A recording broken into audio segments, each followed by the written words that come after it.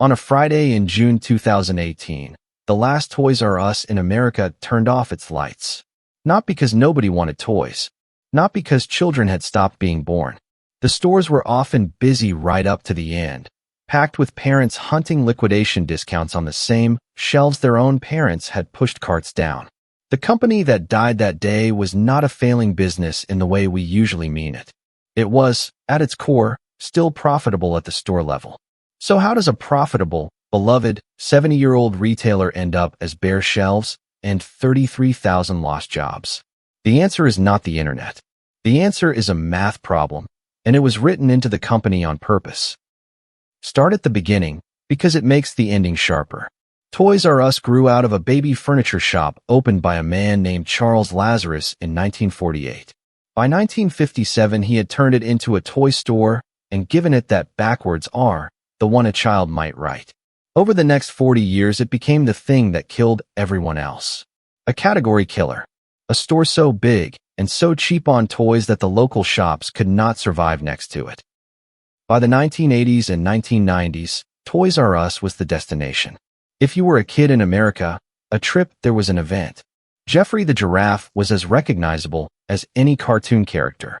The company sold roughly a quarter of all the toys in the country. It was not a weak business. Remember that, because the story people tell now is that Amazon and Walmart simply outcompeted a dinosaur. That is the comfortable version. It is not what the numbers show. Now jump to the year everything changed. 2005. Toys R Us was still the biggest toy retailer in America, but its stock had been sluggish and Wall Street was restless. 3 financial firms arrived with an offer. 2 of the largest private equity houses in the world, KKR and Bain Capital, together with a real estate company called Vornado Realty Trust. They proposed to buy Toys R Us and take it private. The price was about $6.5 billion. Here is the mechanism, and it is the whole story. This was a leveraged buyout.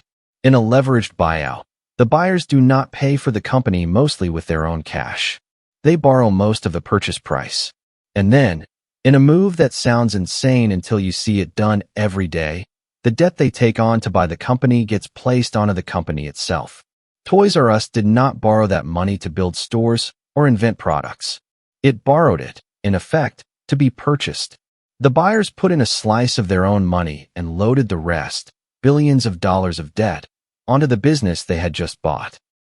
So the day the deal closed, a healthy company woke up owing around $5 billion it had never spent on itself. And debt that size is not a static number sitting in a drawer. It has a heartbeat. It demands interest every single year, forever, until it is paid off or the company dies. And there is a quieter motive worth naming here, because it explains why one of the 3 buyers was a real estate company at all. Vornado was not in the deal because it loved toys. Toys R Us owned or controlled a lot of valuable real estate, big box buildings on good commercial land all over the country. To a real estate investor, the stores were not just stores. They were property. When part of your buyer group is more interested in the land under the business than the business itself, the incentives are already pointed somewhere other than keeping the toy company thriving for the next 30 years. Toys R Us was now paying somewhere in the neighborhood of $400 million a year just to service that debt. Just interest. Money that vanished before a single new toy was stocked, a single store renovated, a single dollar spent on the website. Think about what $400 million a year could have done. That was the budget for the future, and it was being shoveled into a furnace of interest payments the moment it came in the door. Now walk into one of the stores in those years.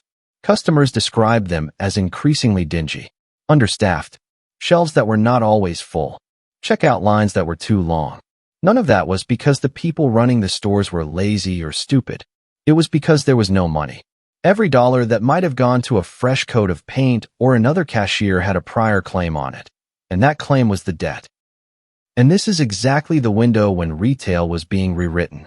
The 2000s and 2010s were when Amazon went from a bookstore to everything, when Walmart and Target sharpened their pricing and built real websites.